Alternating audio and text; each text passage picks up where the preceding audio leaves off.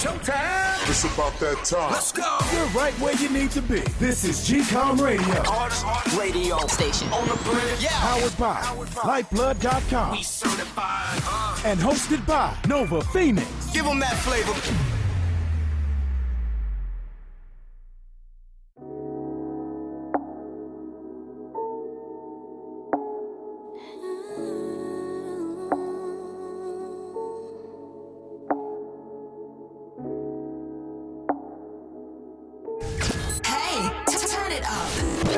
GCOM Radio on iHeartRadio. You right there, and I'm right here. We're in a predicament. Oh shit, oh shit. Problem is, I fucked your friend, and the first thing I'm thinking is you said you ain't seen him in a few years. Well, you got some integrity, I got some inside of me, yeah. We gotta figure it out if we're gonna let it dry. Cause I got some energy and you got that synergy. And since we're together now, let's make some frenemies. Cause I keep looking at you. I was free at the time, but I really think I need you. Well, if you hold me, you can show me slowly. We can be homies. Let you get to know me, like really know me. Well, if you hold me, you can show me slowly. We can be homies. Let you get to know me, like really know me. I don't know what to do, and you don't have a clue. But if I got with the crew, then who would I be to you? Well, I gotta let my feelings speak for themselves. And my intuition's telling me I should keep this to myself. And my heart is saying, why would you do that?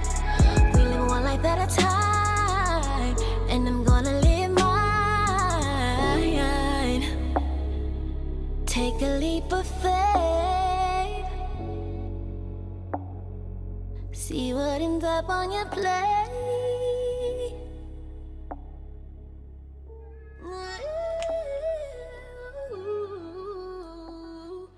Yes, this is Nova Phoenix, host of GCOM Radio on iHeartRadio. And you just heard Nakai Love with Conflicted as the bonus track for the show. And yeah, man, we always like to put on these bonus tracks because they played before. We want to keep them in circulation so you can keep on listening to some good music. And I love that song. Oh, man, shout out to Nakai Love. So, how was y'all's week? I know mine was pretty cool. And hey, what was going on? So let's get this rocking and rolling. So you know I gotta start my my timer because I don't want to like run too far over because it's about 15-20 minutes per segment. So I like to keep an eye on things.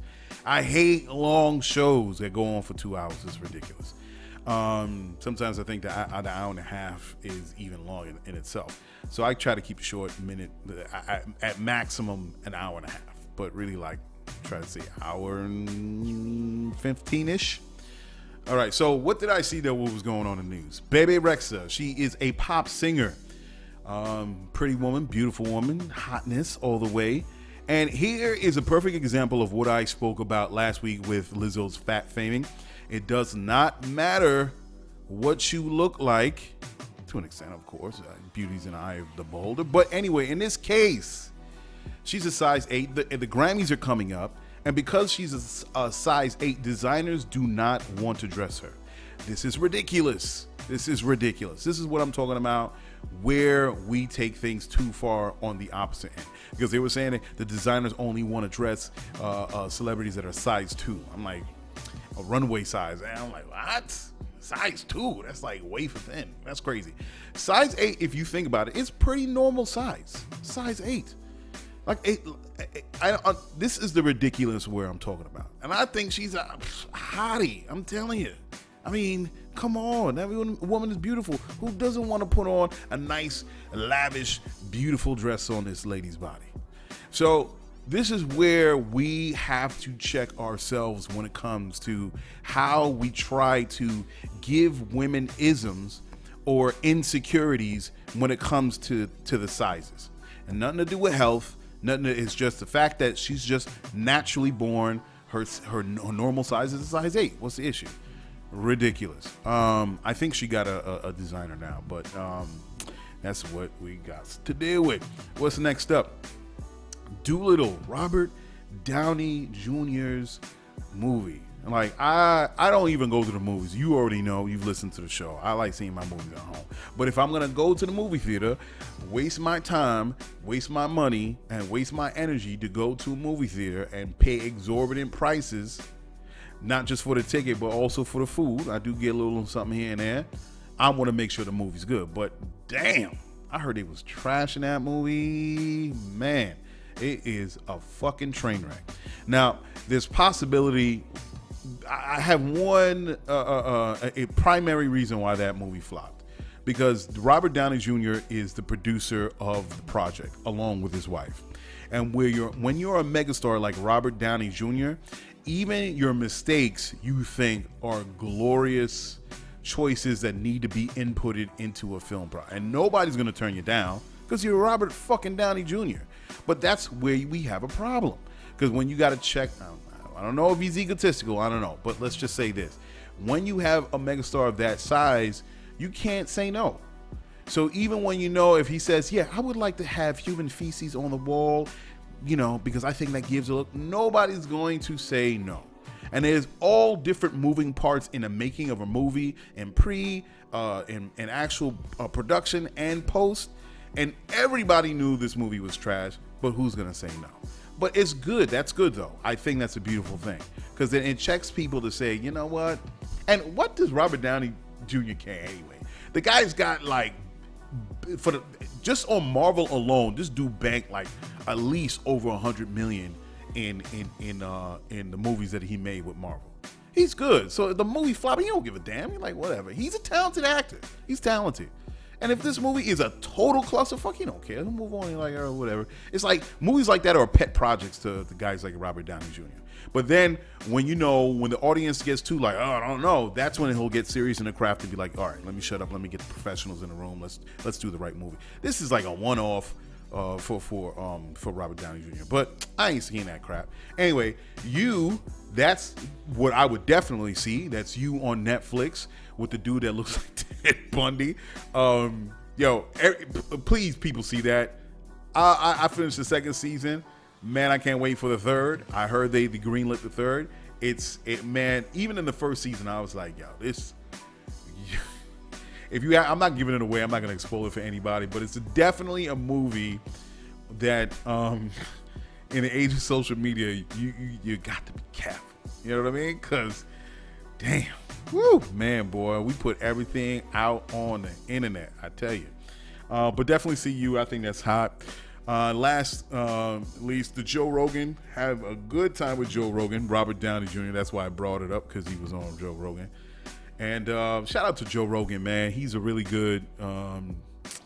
He's been doing his thing, man. He's a hustler. He does this podcast, and big ups. There's a lot of things that we have similarities on, and he has a lot of great guests. And he talks about a lot of interesting things, man. That guy's a middle of the line dude.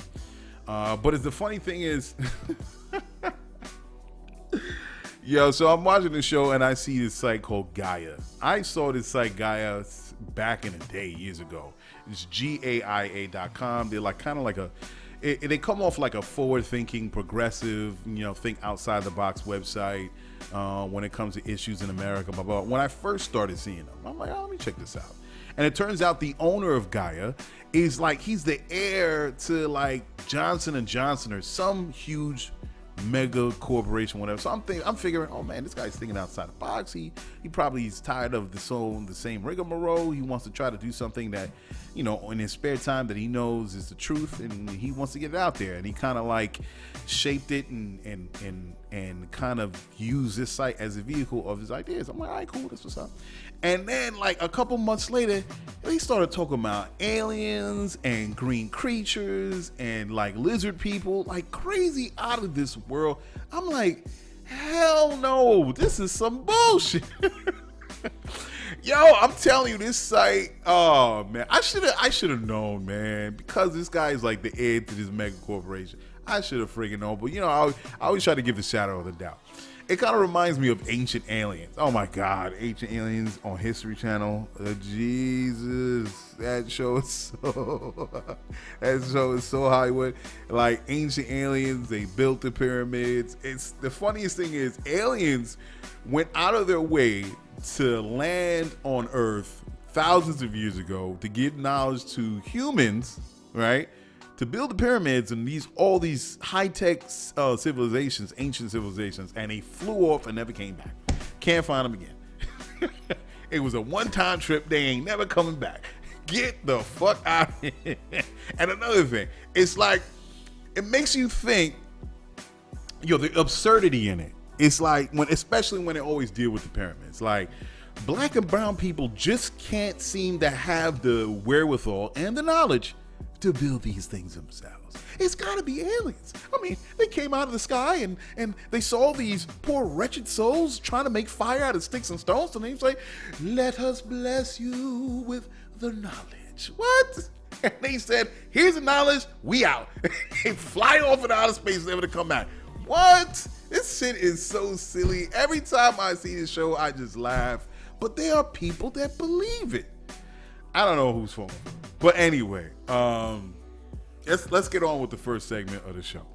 So, this show is based on recently with the Grammys, and also a short conversation interaction that I had with Reggie Hudlin. Reggie Hudlin is the director of a lot of movies, black movies that he put out. One famous one was House Party. He produces a lot of film. He did the Black Panther on BET. He did Thurgood Marshall, that he put that out with the brother that did Black Panther. I forgot his name. His Black Panther he did. I bought that movie. So I support fully what Reggie Hudlin. But so how does Reggie Hudlin and the Grammys come together? Reggie Hudlin and the Grammys come together. This is the problem with the Grammys. So it turns out that the president of the Grammys, Deborah Duggan, she was suspended by, I guess, the office or whatever circle in the Grammys because she wanted to make a change within the organization and be more all-inclusive. I guess there was a group of people in there that wasn't feeling it and was like, get up out of here. And it was made known by Chuck D from Public Enemy. And he put it on his IG where, he's sad that she had to go, but, the Grammys is still up to the same thing. Doesn't matter. The old is out. New people are in, of course, in their 30s and 40s. And it's the same old rigmarole, how they're trying to keep the Grammys the same way and being led by stuffy old white men or even in the middle-aged ones. And it's the same BS that hip-hop has to deal with. And it said, and to me personally, it's like, screw the Grammys then. Screw it. How long do you have to knock on the door? How long do you have to knock on the door? Hip-hop music has been knocking on the door of the Grammys for since the 80s. All right, trying to be acknowledged. And the door was open away, so you do have a lot of hip-hop cats in there, rap cats, so you do. But still, here's an opportunity for them to even be more inclusive, and it's a resistance to it. So at some point, when do you stop knocking on the door and you know what, just build your own table? Right. And who built his own table was, oh my God, Tyler Perry. Tyler Perry built his own table in Atlanta. That's all I'm saying. You don't have to keep freaking knocking on the door and asking. Build it yourself and create your own market. All right, because the market is there. We all know that black movies, black music. It's there's no need to have this argument. All you have to say to yourself is, okay, cool, and just exit stage left, do your own thing, and make it happen yourself. It's a digital world that we live in. How does this relate with Reggie Hudlin? So Reggie Hudlin, we're connected on FB, and he put out a post where he's a part of a new movie. It's about a slave rebellion. Now, it's by Briar Cliff Entertainment. The CEO is Tom Ortenberg, and he completed an acquisition of U.S. distribution rights to this slave rebellion movie. And basically, the premise of the movie is this slave called Shields Green. He's an escaped slave, and he's going to do anything to free his family. It sets up for him to race north. I guess or something happens where he wants to escape. He says, "No, I'm not leaving my family," and he teams up with John Brown. Everybody know John Brown. He's a white abolitionist that actually was gully with it, and just reacted against the pro-slavery folks back then. And so this is a key battle of the abolition movement during, which helped spark the Civil War, all this. And they're calling it's not a slave movie, it's a rebellion movie. And I'm like, eh. So, a lot of people are like, yeah, all right, good, that's great, like giving them props on the post. But then I said, honestly, to be real, I didn't know he was producing the film. I didn't know. I just said, I had my 2 cents. I was like, I'm not with it. I'm going to lean back on this one. Nah, that's all right. It's a slave movie. Boom, boom, boom, boom. I don't want to see it. I've seen enough slave movies. And really, I have seen enough slave movies. Now, a lot of people might say, well, these stories need to be told. You don't see Jewish people stopping movies that are being made about Auschwitz and Hitler and during those times in the 1940s, during that war and all these things. All right, fine. I understand there's a lot of stories that need to be told in the 400 years of the transatlantic slave trade. I get it. There are a lot of key figures that were a part of destabilizing the slave business. All right, I get it. And still, there are a lot of movies on characters that I'm like, it would be cool to see that story, right? So I get it.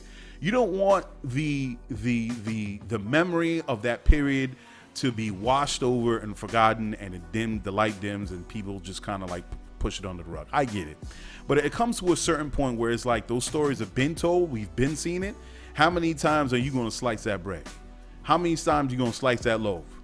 I'm done with it. I've seen it already. This period piece has been done. I think this horse has been beaten. Look, slavery is a little blip on its 400 years, a little blip in the expanse of human time. What has happened to Africans in this world? There's a whole history, thousands of years of stories that need to be told that happened before slavery. Our history doesn't start when the first black man stepped in. What was the first slaves in Virginia or something like that? Our story doesn't start there. That's one chapter. In the book of history, let's say human history, because human history is essentially African history since the first civilization. If we're in that book, that's like the 10th chapter.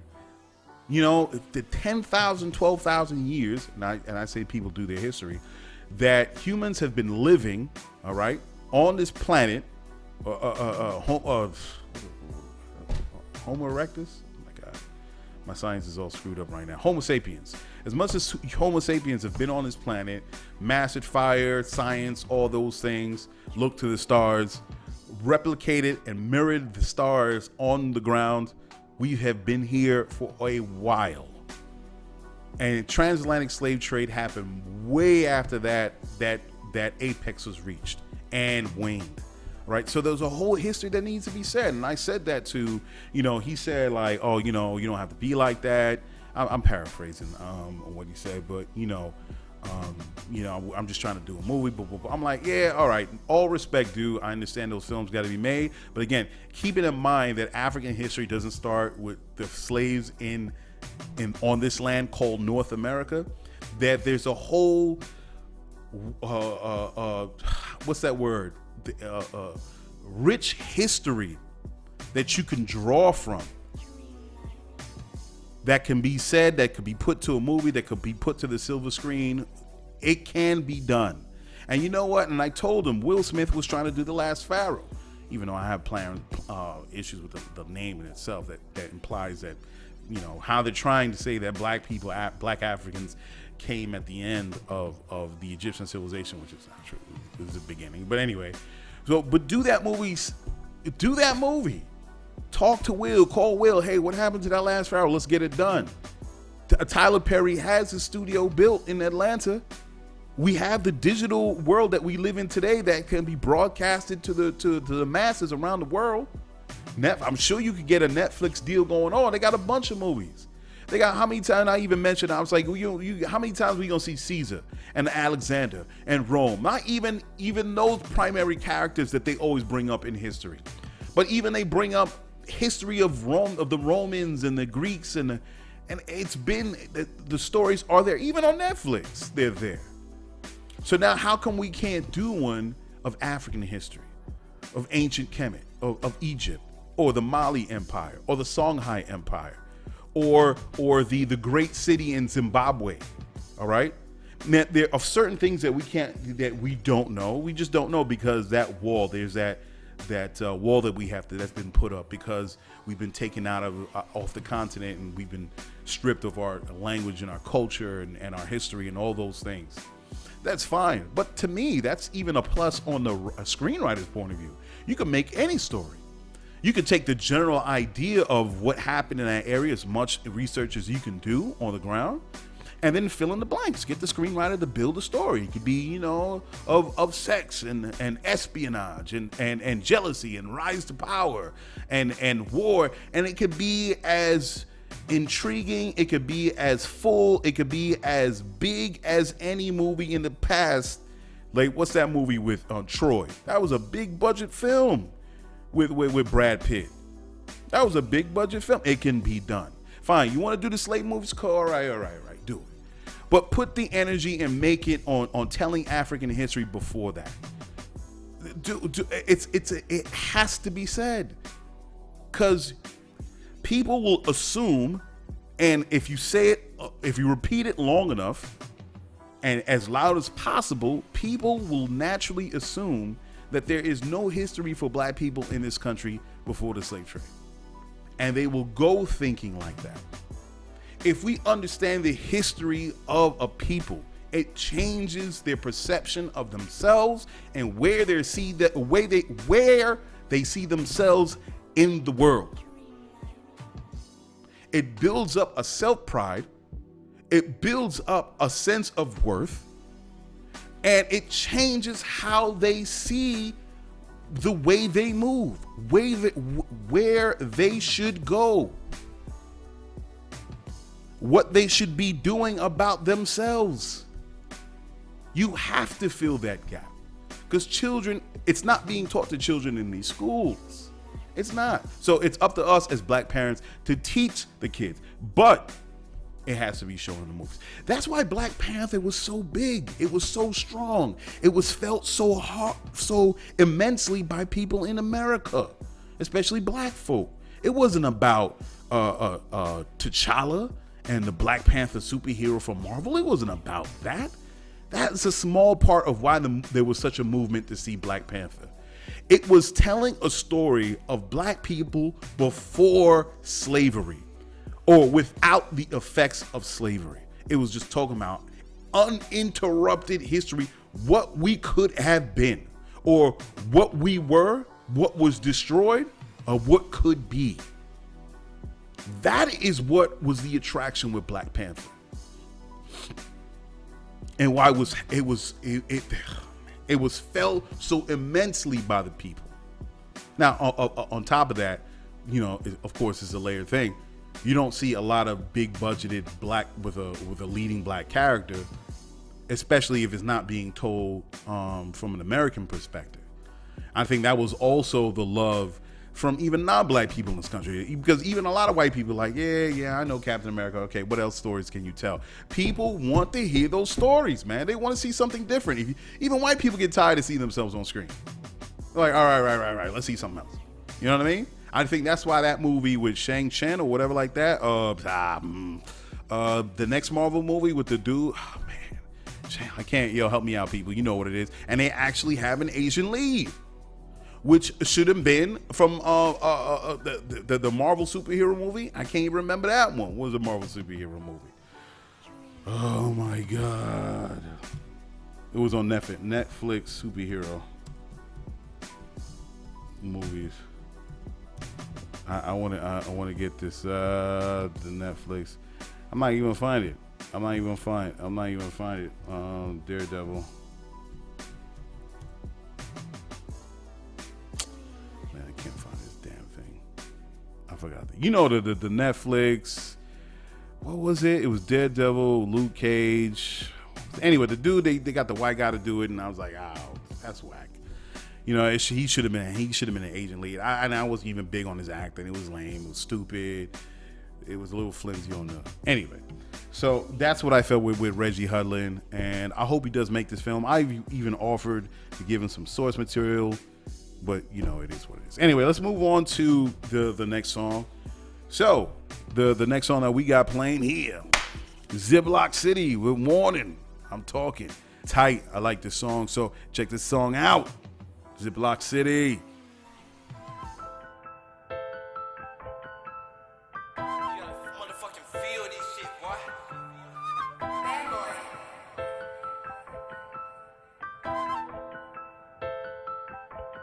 You want it, I give it. I said it, I did it. I said it, I hit it. I swear that I hit it. I was a menace. I'm up on the vengeance. I swear that I did it. I did it. I did it. You want it, I get it. I said it, I hit it. I swear that I hit it. I said it, I hit it. I was a menace. I'm up on the vengeance. I said it, I did it. Who the fuck you think you talking about? No, them niggas ain't talking to me. A lot of hoes gon' run their mouth. This scoop you gon' catch free. Big told you that I got the bounce. In your house like I got the key. New York nigga, but I love the South. Tell my family better bet on me. Winter's coming in, I'm so cold. Keep my hoes in open toes. Keep a nigga ride on his toes. Dirty baby, yeah, I'm getting old. Dirty baby, yeah, I'm getting bold. Dirty baby, yeah, I feel the cold. 80s baby, yeah, I seen a drone. 80s baby, yeah, I see some cold. 80s baby, never did you wrong. Pull up on mommy, I'm hopping out yelling out demon low. I got bitches on bitches, my niggas with bitches. Them niggas be hoes, you ain't even know. I got niggas with bitches, them hoes take soprano, but let that shit flow like Figaro. It's a whole different wave, a whole different channel. Don't let that shit flow, better get that dough. I felt entitled to kick that flow. You felt entitled to get that dough. Now you feel entitled to stream me on title. Now run that shit up, let me get that dough. I ain't playing games, not saying names. Those niggas lame, they ain't in my lane. Switchblade going through your fade. If you ever think you can get the mate. You want it, I give it. I said it, I did it. I said it, I hit it. I swear that I hit it. I was a menace. I'm up on the vengeance. I swear that I did it. I did it. I did it. You want it, I give it. I said it, I did it. I swear that I hit it. I said it, I hit it. I was a menace. I'm up on the vengeance. I said it, I did it. I did it. I did it. I did it. You know what you're rocking to? Rockin' with the best. Only the best. GCOM Radio. Flow sicker, not your ordinary nigga. I scoop her and toss like a grave digger. She said that's her sister, she came with her. We swinging them racks like the Williams sisters. Drown off the drip or you move with caution. I might snatch up your baby, adopt the orphan. And I'm calling all shots like the doctor ordered. I'm the boss of all bosses, I keep on bossing. Waving my hand all across on my face like John Cena. These niggas can't see me. These niggas be jacking and stealing the wave I see. Screaming free Max B. Shorty got class, but she fucked like a porn star. Flipping positions, ayy. Push up on her just to get her started. No keys, I hit the ignition, ayy. Post up on a block, I control a rock, nigga. I'm on my pivot, ayy. All of my niggas is with it. We ain't telling no shit, ain't no snitching, ayy. Feelings aside when you speaking these facts. Cap her on, but you know it's no cap. Come from the checks from the roaches and brats. 40 tuck with a 30 to match, ayy. You want it, I give it. I said that I did it. I'm truly committed. You niggas is bitches. You know that I'm with it. The rags and the riches. I'm all about my business. You niggas can't live it. You want it, I give it. I said that I did it. I said that I hit it. I swear that I hit it. I was a menace. I'm up on the vengeance. I swear that I did it. I did it. I did it. You want it, I give it. I said that I did it. I swear that I hit it. I said that I hit it. I was a menace. I'm up on the vengeance. I said that I did it. I did it. I did it. I did it.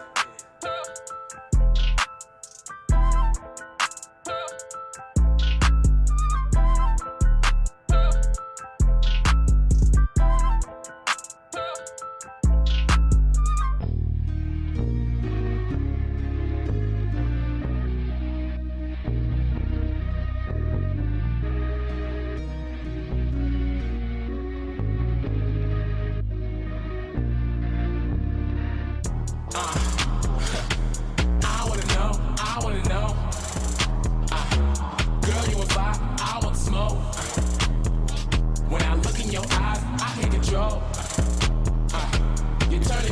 and I wanna roll. I said it before, and I need a freak. I'm turning it up, I'm bringing the heat. And if it ain't right, I'd rather be wrong. I'm singing a song to you like I've never been wrong to you. We should set up a date. You know I'm on to you. You can tell how I talk to you. Got you feeling like bae. I could perform for you, but you know that I'm wrong for you. And you know I won't lie. I see no competition. If I see some competition, punch him right dead in his eye. Take control. This is GCOM Radio, powered by Lyfeblood.com. Come join, be a lifer. Practice dollar power and build financial independence. Yeah, we're back. Yeah, that was Ziploc City with Warning. I'm talking. I'm looking forward to playing more music from that brother. So, yeah, man, dope joint. Yeah, I was looking it up. That's the superhero film on Netflix I was talking about was Iron Fist. Yeah, I hated it. I thought it was a miscast, and a lot of the energy that was put into making Daredevil really a really good superhero film. They didn't do that for Iron Fist, but we just went along with it. So before we go into the next segment, of course, we got to get into business of the week, and I know you'll like this because I think it's the necessary next step of where the medical industry should go. A lot of this stuff. I was at the doctor previously a couple weeks ago, and man, this is necessary. So check this out. Ladies and gentlemen, Bringing you the business of the week and its innovative founders. It's what you've been waiting for. Are you tired of the way your medical visits are happening with your primary care physician? Do you think the healthcare industry is behind in how they are handling your medical data when it comes to your health? Well, it seems a new experience is just at the horizon. We have Forward, a new type of medical facility that will do a full comprehensive analysis in a single visit. Started by an ex-Google executive, Adrian Owen, this startup has the vision to propel the next stage of the doctor's office to new levels. At first look, the facility looks something out of Star Trek. There's no waiting room. You sign in and the patient will step onto a body scanner. It will take your body temperature in real time, take your heart rate, take blood oxygen levels, BMI, muscle percentage, bone and tissue, and everything else. After all your metrics is taken, you step into a doctor's office with a wall-sized television screen. It will have a full rundown of all your data taken from the medical scan and blood samples taken that would be analyzed on site. Lastly, genetic testing can be evaluated as well.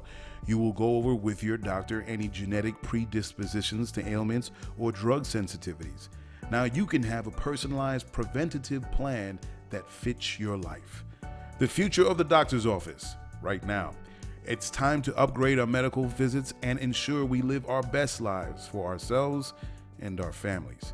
Go to GoForward.com for more info.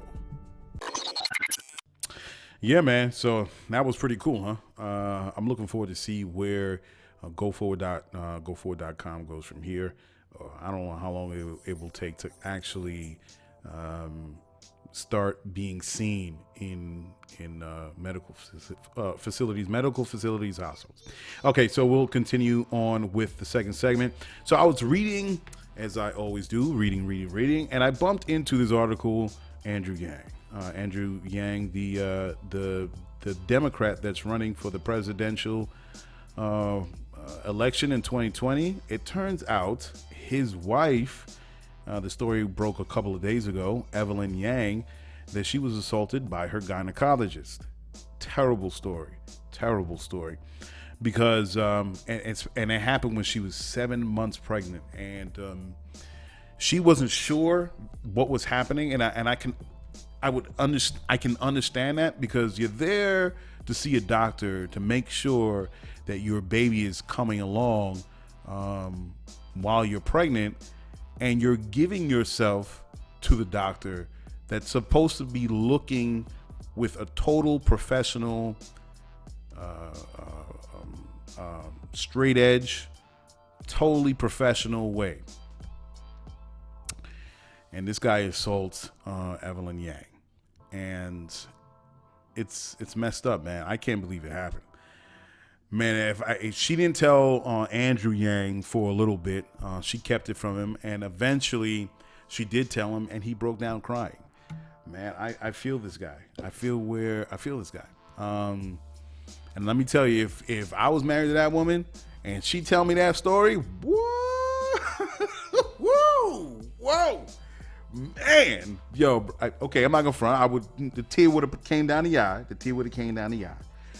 But boy, I'm running up in that doctor's office. Man, listen, if your wife is telling you she felt assaulted, she felt violated at the doctor's office,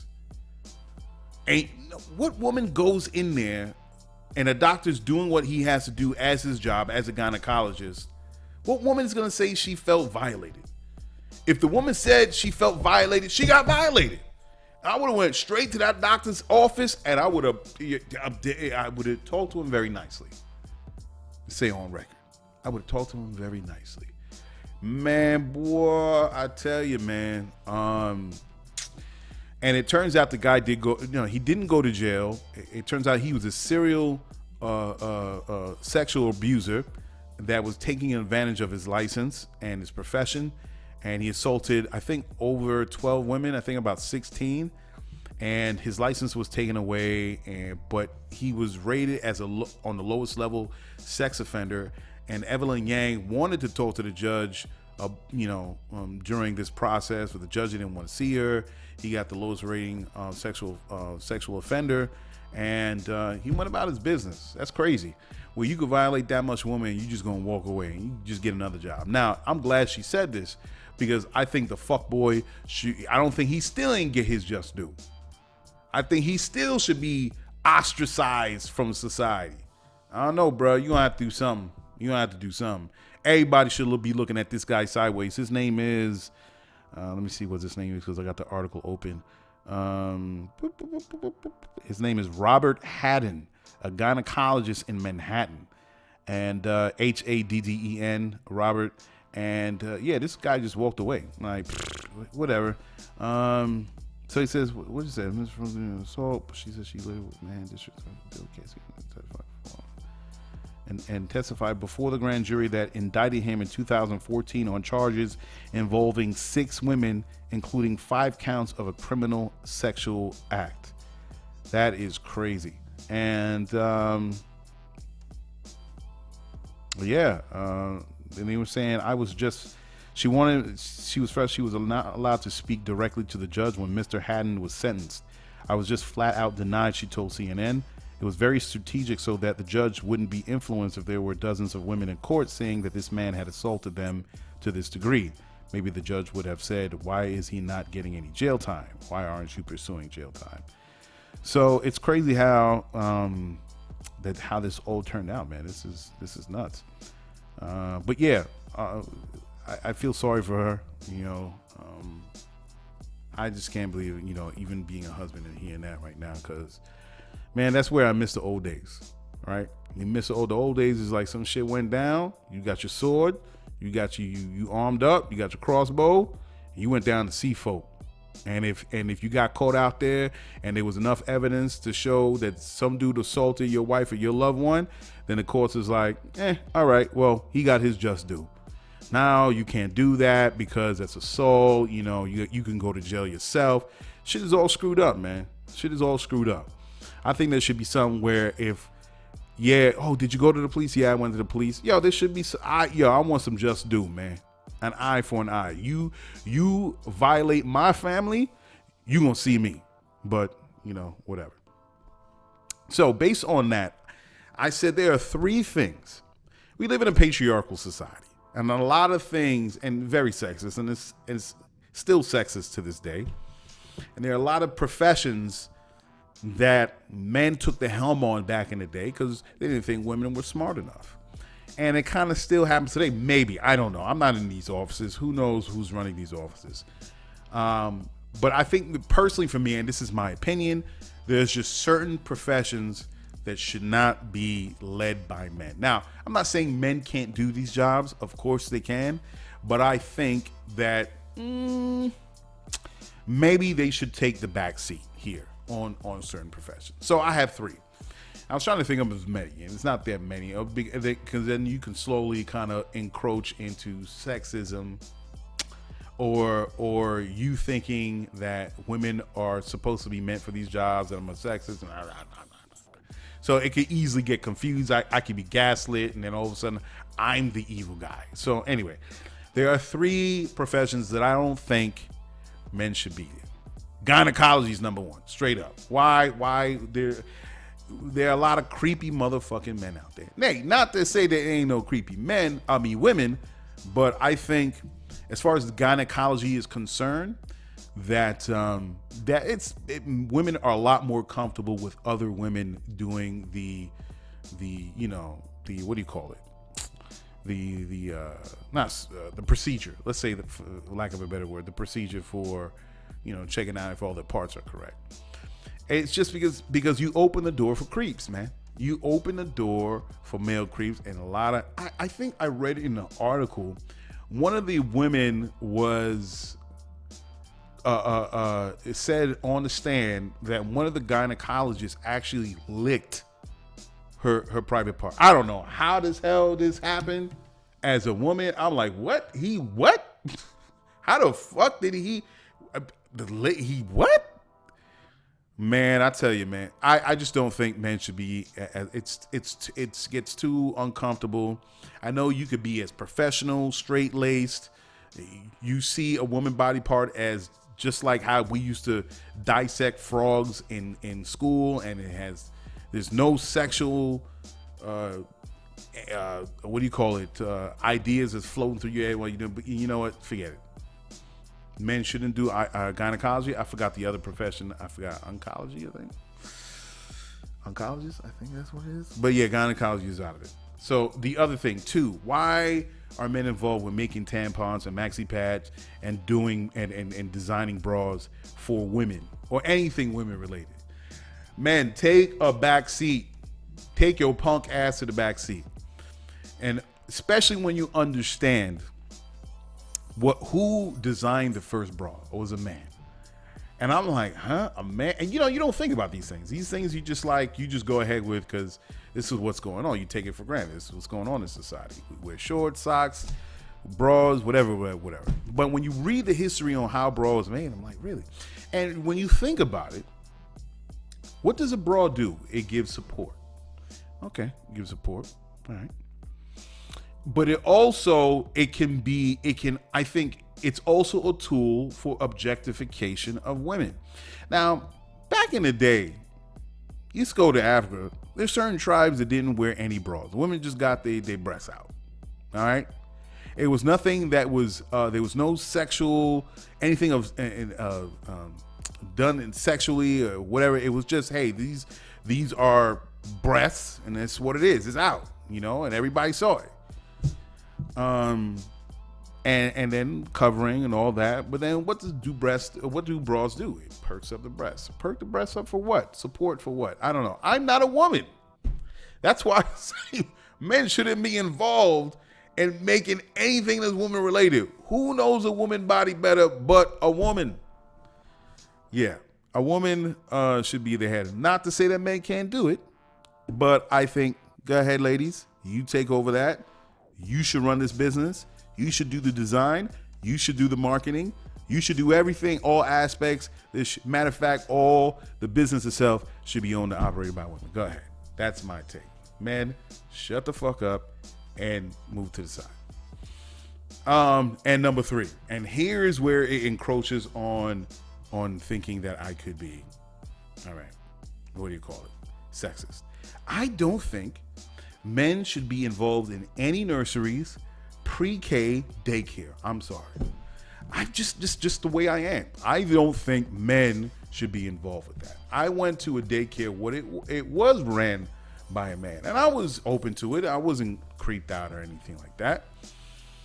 But personally, I think because women are nurturers, natural nurturers, and I've always felt a little bit more comfortable with women. I don't know where that comes from. You can analyze me and dissect me as much as you want. I think women should be the owners and operators of nursery daycares. All right. Not to say men can't deal with children, but I think that women should. There's more care. They're more open and emotionally connected with children, and more in tune, and they know what they want. And I just can't see how men would want to run a daycare. I'm sorry. I know there are other professions that are out there. I couldn't think of any others. But then as the farther you go into this, the more it gets complicated on what men can do and what women can do, what men can to what women can't. And then you start flirting on the line of sexism, and there's this big blow up on, what are you talking about? Okay. Certain things I don't think women should do. I'm sorry. Certain things, like for instance, a firefighter. And I've spoken to firefighters, and they've said, hey man, we had to open the door to women because we had to be, we shouldn't be looked as discriminating against the opposite sex. But the reality is men do better when it comes to physical things of the physical nature, as opposed to women. Not to say that women can't do it, but when you want to lift a 150-pound person out of a burning building, who would you want to be able to pick you up? Okay? Certain physical things, men are born stronger than women, and certain things are more meant for men. There was one firefighter, he said one woman was struggling because she had what they do, I think, when you're training to be a firefighter, they have the burning house. So it's like a mock-up, how to run in, put out a fire, what to deal with in a fire, all those things. And I think it was a 150-pound bag that they had to take downstairs or move it from point A to point B. And, the women that were on the squad, I think too, had the most problems. For obvious reasons.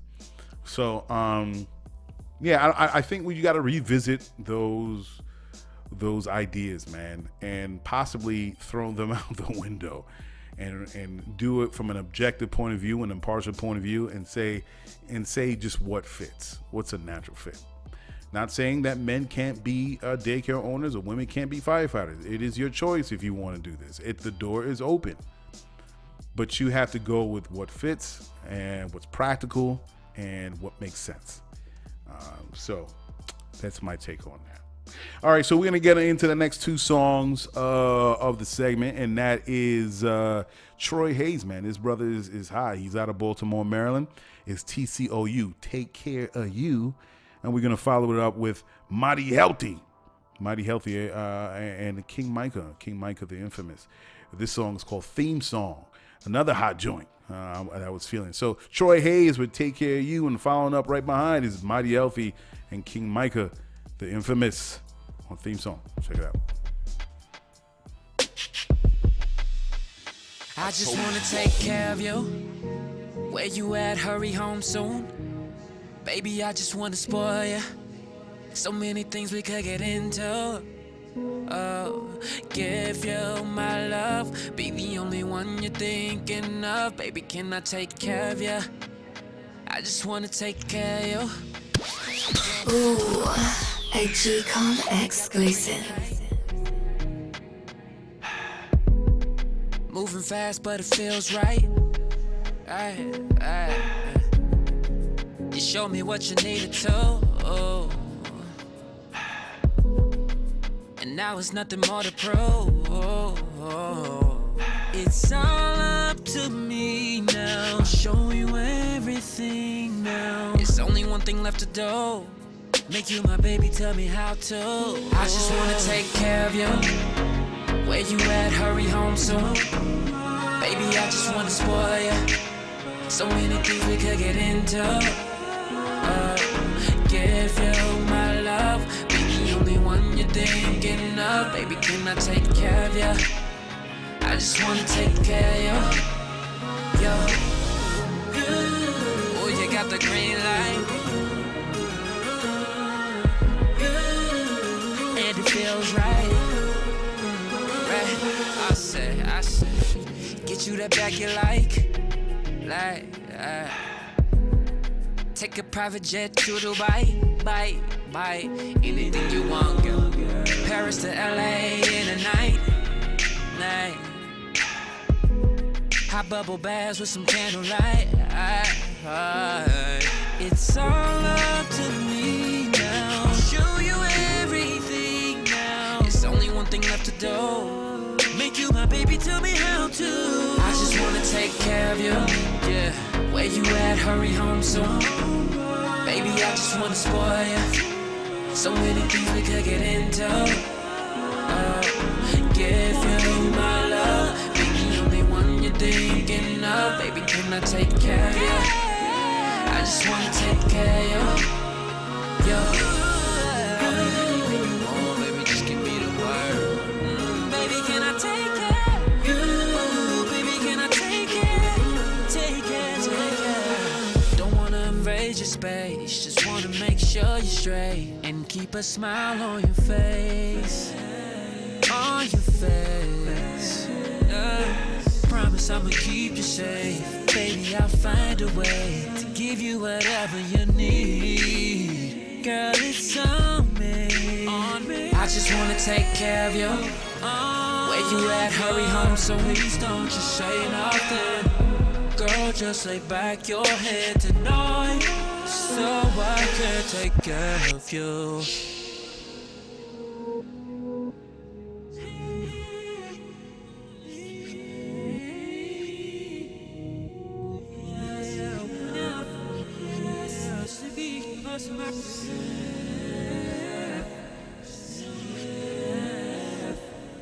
Let's start from the beginning. There's many, but nothing like this internet radio show. Yeah, beat my frequency. GCOM Radio. Y'all know what's up. You doing good, nigga, stop. Alright, man, fuck it. You got me hyped now, nigga. Fuck it, if you gon' ride out on these niggas, we gon' ride out. Okay. Fuck it. Let's go. Look, the theme song to a drive-by. The motto was ride or die. Poison frog playing trap music, trying to spot a fly. Focus on an alibi. I advise Trey to get out the whip since he don't live this life of mine. Caught a rapper slipping at the wrong place right on time. When I pull the trigger, ain't no need to check the vital signs. Kill off the cycle of niggas that feel entitled. Lead a white men exposed. Fade them like vitiligo. 5% tinted windows, presidential. Lurking through your residence. Goes to hit the target and whoever's with you. So fuck whoever's with you. Baby mama, son, daughter, mom, father, all dying if it's beneficial. Load the magazine clip. When it's over, just pretend you ain't see shit. Plead the fifth.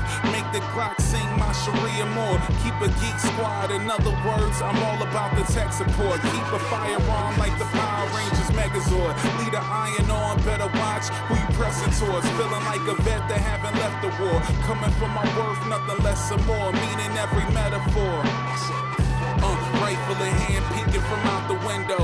This a game you can't reset, baby, not Nintendo. Rapid lead coming from the pencil. Longest mighty healthy driving the instrumental. This rap duo isn't coincidental. Sickest pit from out the kennel. Locking down an enemy, nothing gentle. Tunnel vision, got me zoning. Stolen whip in slow motion. Adrenaline rush and knowing. Our theme song to a drive-by. The motto was ride or die.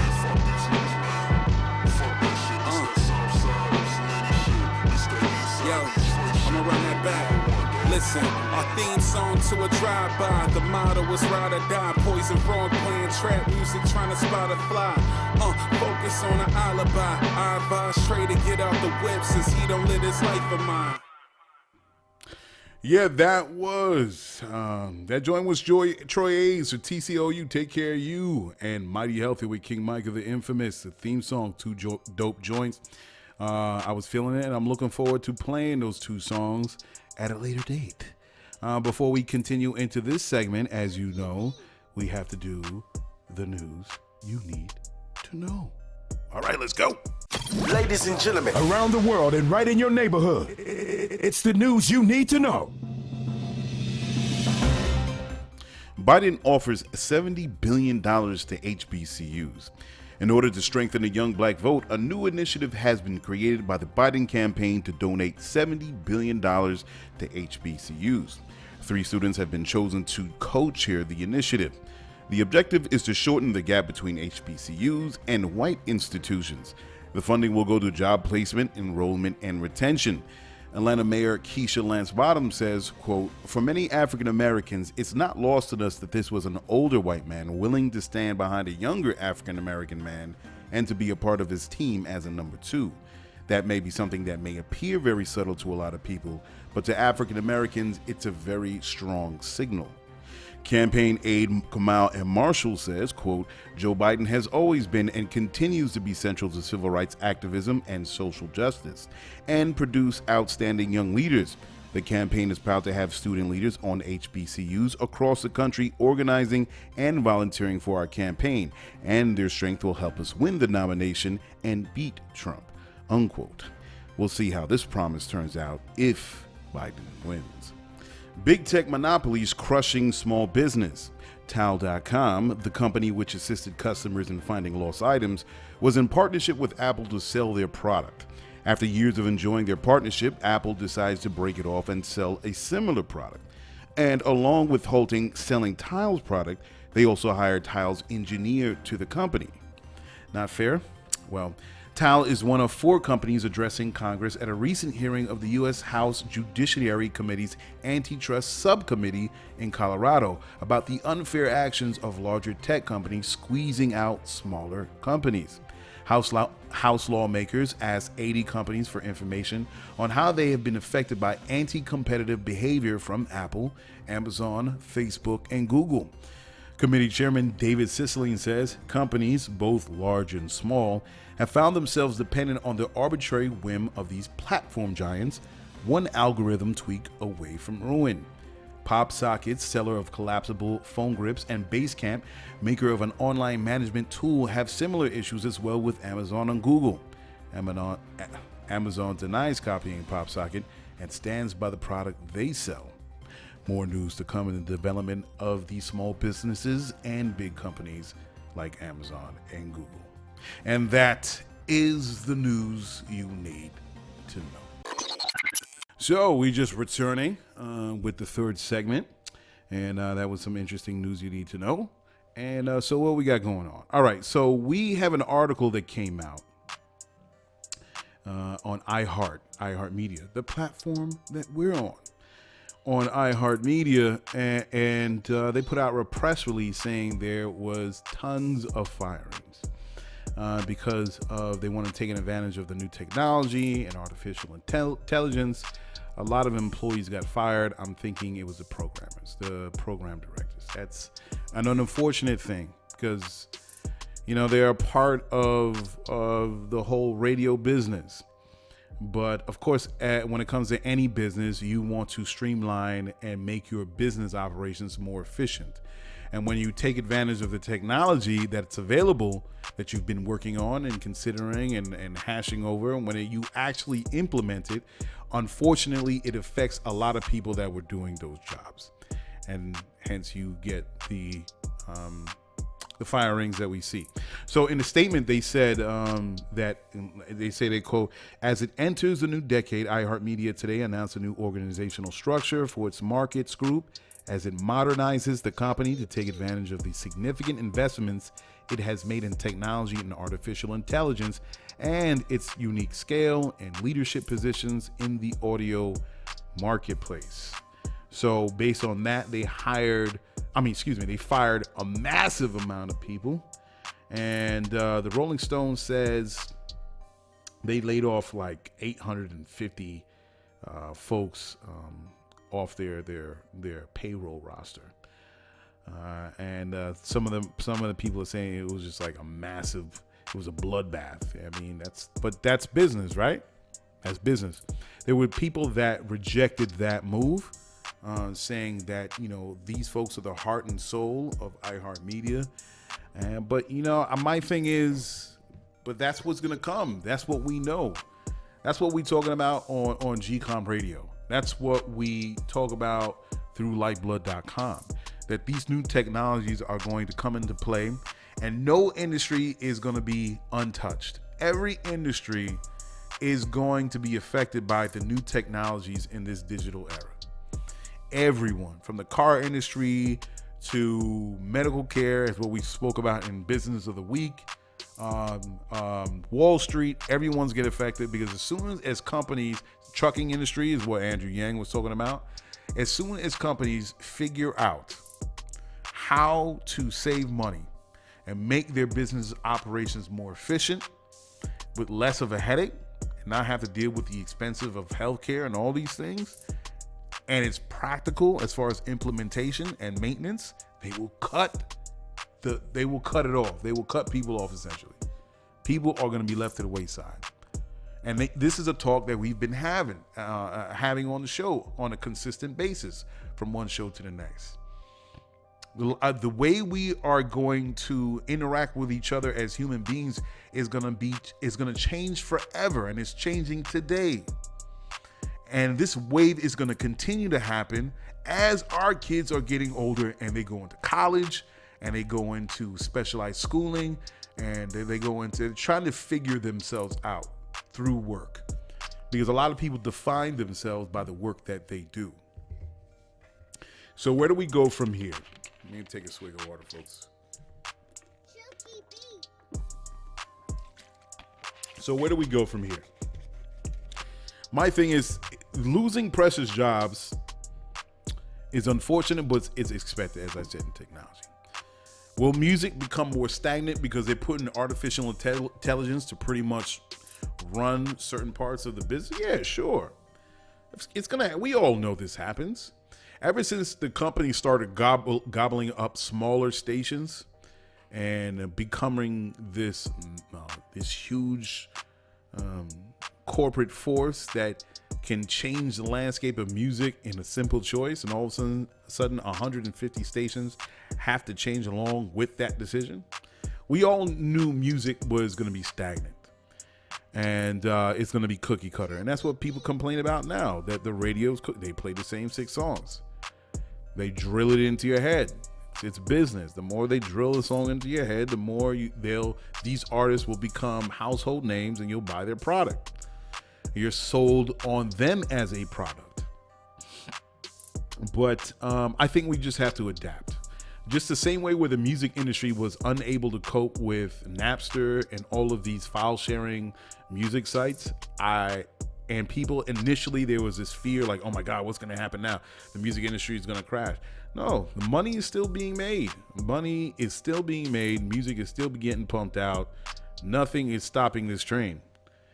And I think it's the same way where we have to look at what's happening with this decision with iHeart and firing all these people. And again, this is just the beginning. But I think we have to look on the bright side and think, okay, what can come of this, or what could come from this, from the people that are on the ground that work at the radio stations that still deal with music. And I think a couple of things is, I think music should be more a part of music podcasts. It should become part of the format. Because what way are we going to inject and introduce new and different music but through podcasting? And podcasting is a new medium where we get word out and our ideas and what we think of the world. And the wave is continuing with podcasting. And I think artists, it should still overall still be, about talking to people, podcasting. But if there's any music that you like, just put it on. Use those 3 or 4 minutes of the time it takes to play that song and say, hey man, I saw the song. I think it should get replayed. You guys check this out. And if you have your market, 1 million people listen to you. That's 1 million people listening to this song. I mean, we have to adapt to what's happening, especially if we understand how music can be pigeoned or boxed in the way that the corporate world does with it when it comes to radio. Number 2, we need to create spaces to display diversity and release artists that push the art form forward, not just with podcasting, with events. And maybe there should be, just same way there is a DJ pool, there should be a podcast pool. And artists should be able to, and it could be simple. We know that they can email their music. they can drop it in Dropbox or whatever, where you say, hey, this is the latest song that I have out right now. Please, if you like it, listen to it. I think we don't underestimate the reach and the potential power of podcasting. Because if you have a strong 10 podcasts that are on your email list to get your music out, and each one of them have a considerable audience that listens to their brand, respect those, respect the host, respect the podcast, respect the people that are putting their time and energy into putting out podcasts. Because these are the people are just going to go, these are the folks that are going to be the bridge for your music to get out to the audience. I had this one brother that was reaching out to me that I played his music on the show, and he was asking if there are any other. I thought he was talking about like major radio stations. I'm like, no, you got program directors. It's gonna be hard. He was talking about podcasting, and I think that's beautiful.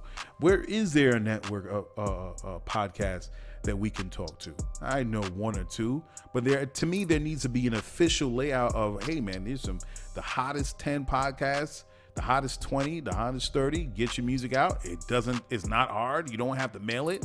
It's an email distribution list. Boom. It should come out every week or every month. Here's the music for the month, and let the podcast people play the music. Not pay to play. If you like the song, play it. And that was the other issue with the radio and getting music out there. And lastly, I think we have to, the real culture and music representation within the industry is through the responsible and connected network of podcasts. Boom.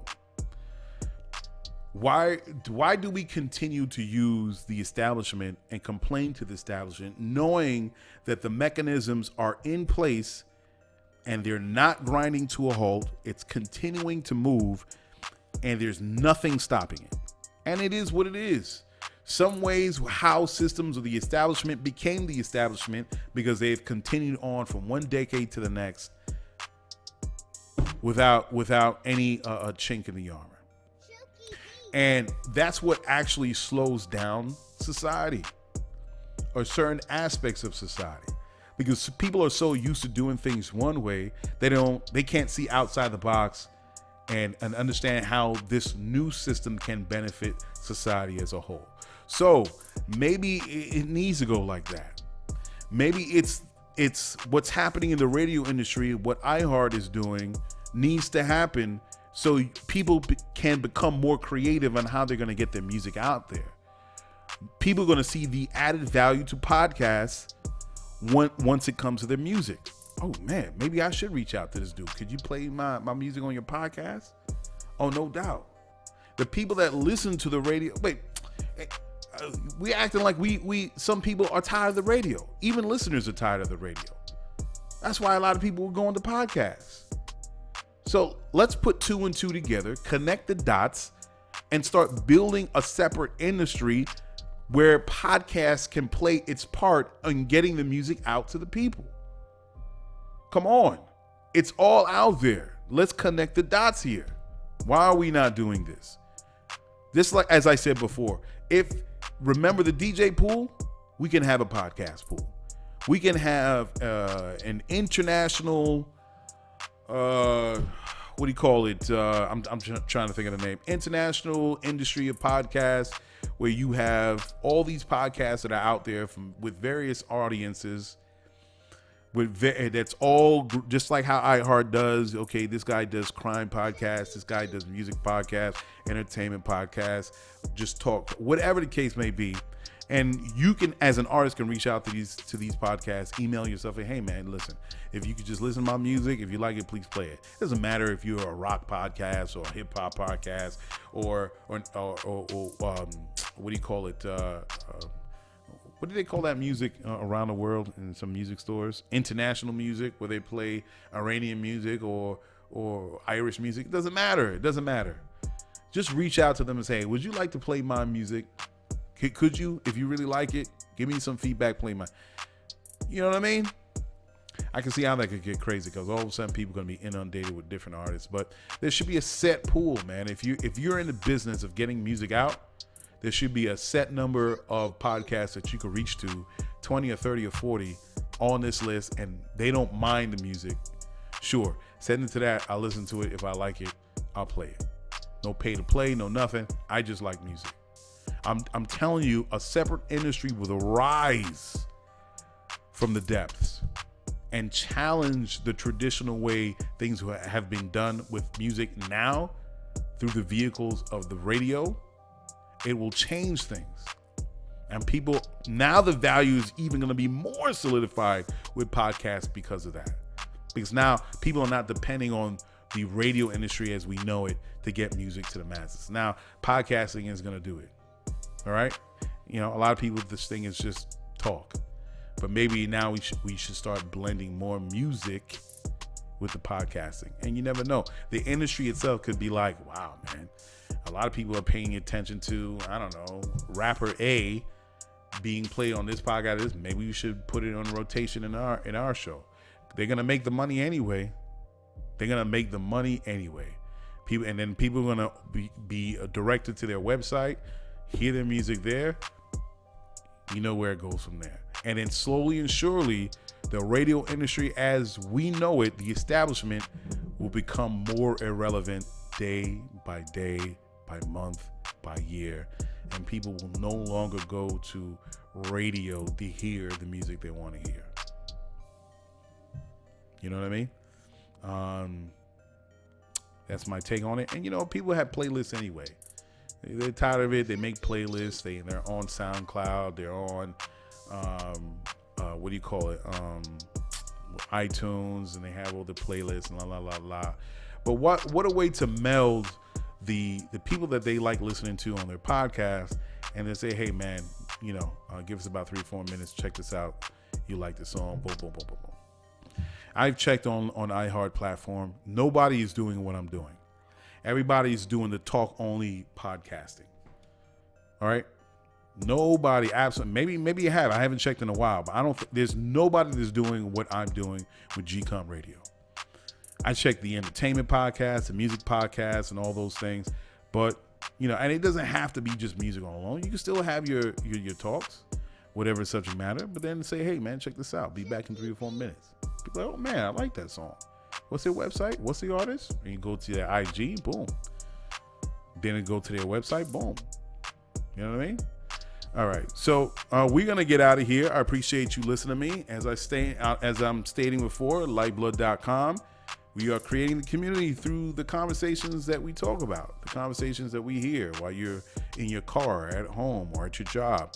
And every topic that I discuss is a part of Lyfeblood.com because we're trying to build a new society of thought, a new society of intellect, a new society of people that want to make a concrete effort in creating a world that we all know can exist based on the technology that we see, the inventions, the new ideas that we would like to put forth and put out there where we can't because we know certain folks won't let it happen. But here it is that we're free, we're open, we're willing to listen to solutions to change the problems that we are facing in this world today. And that's through Lyfeblood.com.